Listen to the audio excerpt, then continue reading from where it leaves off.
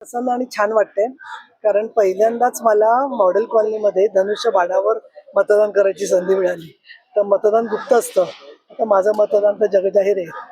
तर मला आपल्याला सांगायचं आहे की व्यवस्था चांगली आहे. परंतु सिनियर सिटिझनना पायऱ्यावरून आणण्यासाठी जेवढी व्यवस्थित व्यवस्था पाहिजे तेवढी नाही आहे. पण आतमध्ये गेल्यावर प्रत्येक ठिकाणी ज्या पायऱ्या होत्या आधी विद्याभवन शाळेमध्ये त्याच्यापेक्षा व्यवस्था चांगली आहे.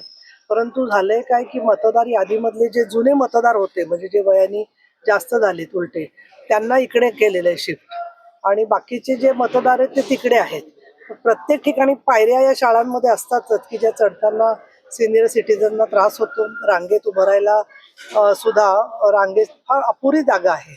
पण ठीक आहे, शेवटी मतदानाच्या अधिकारासाठी आपण हे सगळं स्वीकारत असतो. सगळीकडे महाराष्ट्रामध्ये मतदान चाललेलं असताना काल फार अशांत वातावरण होतं.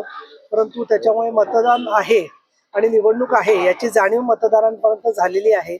आणि ज्या प्रकारे काही गैरमार्गांचा उपयोग होतोय तर त्याचा कुठलाही दबाव मतदार न घेता निर्भयपणाने मतदान करतील अशी मला खात्री वाटते.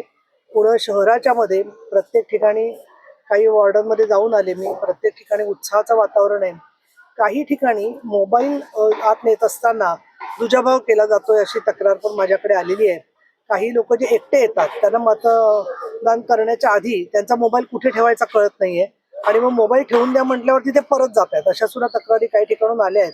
तर एक व्यवस्थित माहिती लोकांपर्यंत पोचली पाहिजे की इथे मतदानाच्या आधी तुमचा मोबाईल ठेवता येईल.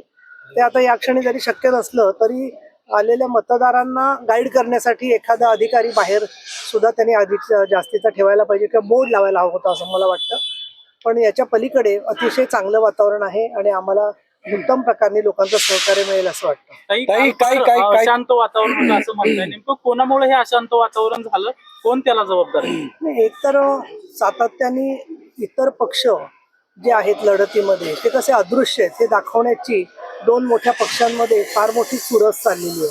आणि त्याच्यामुळे आपला जो चौथा स्तंभ आहे त्यांचेच मन दूषित करून त्यांना प्रभावित करण्याचं राजकारण मोठ्या प्रमाणात चालू आहे असं मी थेट आरोप करते. असं धरायला हरकत नाही आहे की जेणेकरून आमच्या दोघातच चुरस आहे दाखवायचं आणि बाकीचे पक्ष जे आहेत त्यांचं महत्त्व कमी करायचं. तर हे एक कशामुळे राजकारण होत आहे हे सगळं जगजाहीर आहे. दुसरं मी असं म्हणेन की पैसे वाटणं एक असं आहे की पोलचीट देत असताना निवडणूक आयोगानुसार खर्च द्यावा लागतो की आमच्या एवढा एवढा खर्च झालेला आहे. आणि आज सुद्धा जे आज जातात पोलिंग एजंट त्यांची पण जेवणा खाण्याची व्यवस्था करणं हे पक्षांवर बंधनकारक आहे. अशा वेळेला त्याच्यासाठी काही कोणी केलं तर त्या मुद्द्यावरून सुद्धा गैरसमज जसे होत आहेत तसं दुर्दैवाने अनेक ठिकाणी रात्रीच्या वेळेला परवानगी प्रचाराची दिल्यामुळे प्रचाराच्या ऐवजी अपप्रचार आणि पैशाचं वितरण होत आहे अशा तक्रारी आहेत. पण जे प्रामाणिक उमेदवार आहेत त्यांना भेटण्याची संधी मिळाली आहे हे पण खरं आहे. काही भाजप केलेलं आहे का? तुम्ही म्हणता की दोन प्रमुख पक्षांनी माध्यमांमध्येच राहायचं असं ठरवलेलं होतं, ते ठरवून झालेलं आहे एकमेकांमध्ये? मी दोघांच्या पैकी जे दुसऱ्या नंबरला याची शक्यता असते त्यांच्याकडून ठरवून झालेलं आहे. ताई, आता काही तक्रारी यायला लागले ते की वडगाव शिरी असेल किंवा धानोरी कळसमध्ये असेल त्या ठिकाणी मशीनमध्ये जे निवडणूक अधिकारी तक्रार घ्यायला तयार नाहीत शिवसेनेच्या उमेदवारांची. त्या संदर्भामध्ये जे केंद्र प्रमुख आणखीन निवडणूक प्रक्रियेचे प्रमुख असतात त्या सगळ्यांनी ताबडतोब दखल घ्यायला पाहिजे. आणखी त्याच्यात काही अडचण असेल तर मी परत एकदा सांगू इच्छिते की मुंबईमध्ये एकदाच मतदान एकच वॉर्डामध्ये आहे एक उमेदवार.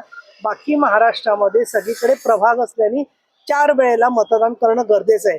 पण काही लोक ज्यांना खात्री आहे स्वतःला मिळणार नाहीये असे पराभूत होणाऱ्या उमेदवारांचे प्रचारक व्हॉट्सअपवरून सरळ सरळ मेसेज पाठवत आहेत की 4 ठिकाणी तुम्ही बटन दाबा मुंबईमध्ये.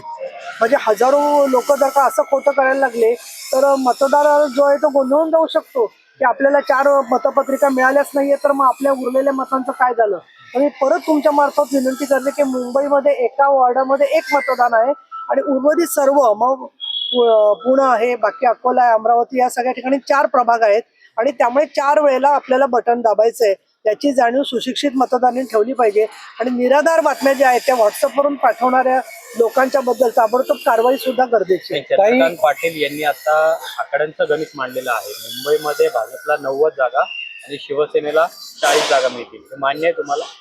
मला असं वाटतं की या संदर्भामध्ये मुंबईतले आमचे जे प्रचारामध्ये प्रमुख आहेत शिंदे साहेब हे त्याबद्दलचं मत मांडतील. पण मला असं वाटतं की घोडा मैदान जवळच आहे. उद्याच आपल्याला या संदर्भातले आकडे काय ते कळणार आहेत आणि म्हणून याबद्दलचे अंदाज कोणाचे चांगले निघू शकतात, परंतु त्यांचे काय अंदाज असतील ते आज मतदान व्हायच्या आधीच अंदाज का सांगतो माणूस, म्हणजे इतरांचे उमेदवार आणि मतदारांनी खचावं हे त्यांचं राजकारण असतं. पुण्यात 120 जागा लागतील गणेश बिडकरे म्हणतात आणि दादाही म्हणतात 115 ते 20च्या जागाच्या आसपास. त्यांचंच मैदान, त्यांचाच क्रिकेट, त्यांचाच बॉल, त्यांचेच अंपायर, त्यामुळे ते स्वतः ठरवून सांगतात काय चाललंय ते. पण ठीक आहे, पुढच्या काळामध्ये जे काय होईल त्याच्यामध्ये आपल्याला समोर दिसेलच काय सत्य आहे ते. म्हणजे काय होणार आहे? मुरलीधर मोहोळ असं म्हणाले की आम्हाला कुणाच्याही पाठिंब्याची गरज नसणार आहे, स्वबळावर आम्ही महापौर होतो. तर हेच वाक्य ते लोकसभेच्या आधी बोलले असते तर बरं झालं असतं असं मला वाटतं, परंतु लोकसभेच्या नंतर ते हे सर्व विसरलेले आहेत युतीचा धर्म, आणि त्याच्यानंतर खूप अहंकाराचा वारा त्यांच्यापर्यंत पोचलेला आहे. पण ठीक आहे, अहंकाराचा जो गर्व असतो तो काळ त्याच्यावरती उत्तर देत असतो. आम्हाला एकच वाटतं की आमच्या संदर्भामध्ये खाजगीमध्ये त्यांनी काही जी विधानं केलेली आहेत ठिकठिकाणी, आम्ही एकच जाणार, दोनच जाणार, तर ही त्यांना शोभणारी नव्हती युती धर्माला. आणि ज्या मोदी साहेबांवर विश्वास ठेवून आम्ही त्यांच्याबरोबर लोकसभा आणि विधानसभेत काम केलं, त्या संपूर्ण आम्ही केलेल्या विश्वासाला आणि कामाला हरताळ फासणारी होती, हे मात्र पुणेकर शिवसेनेचे उमेदवार जे आहेत आणि मतदार यांच्या नक्की लक्षात राहणार. त्याच्या निकालानंतर आता भाजप स्वबळावर म्हणते, समजा अजित पवार आणि तुमच्या शिवसेनेला समाधानकारक जागा मिळाल्या तर एक वेगळा पॅटर्न पाहायला मिळेल का? मग हे संपूर्णपणे काय चित्र होते तयार त्याच्यावरती अवलंबून आहे. भूमिका प्रत्येकाचं एकमेकाशी वागणं, आपल्या राजकीय भूमिका, शेवटी एक भाग आहे की आम्ही केंद्रामध्ये आणि राज्यामध्ये महायुतीमध्ये आहोत, आणि त्यामुळे अशा प्रकारचे मतभेद जरी झाले तरी सुद्धा त्या मतभेदाच्या पलीकडे आम्ही अनेक वेळेला गेलेलो आहे. त्यामुळे परिस्थितीबद्दलचा अभ्यास करण्याच्या आधीच काही एक म्हण आहे बघा मराठीमध्ये, उतावळा नवरा आणि गुडघ्याला बाशिंग, तसे काही पक्षांची परिस्थिती आहे की ते आधीच कायम कुणाबरोबर जायचं याचा पाठिंबा जाहीर करतात. त्यामुळे असला उतावळेपणा आतापर्यंत कधी शिवसेनेने केला नाहीये आणि करणार पण नाहीये.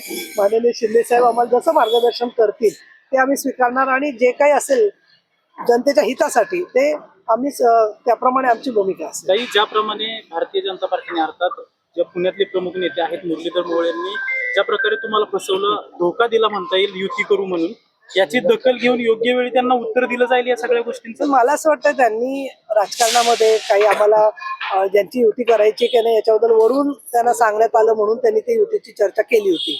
आम्हाला सुद्धा लक्षात आलेलं होतं की त्यांना युती करायची आहे की नाही, आणि त्यांना युती करायची होती ती त्यांच्या टर्म्सवरती करायची होती की ज्याच्यामध्ये उमेदवार कोण असणार ते पण तेच सांगत होते, कोण उमेदवार नको हेही सांगत होते.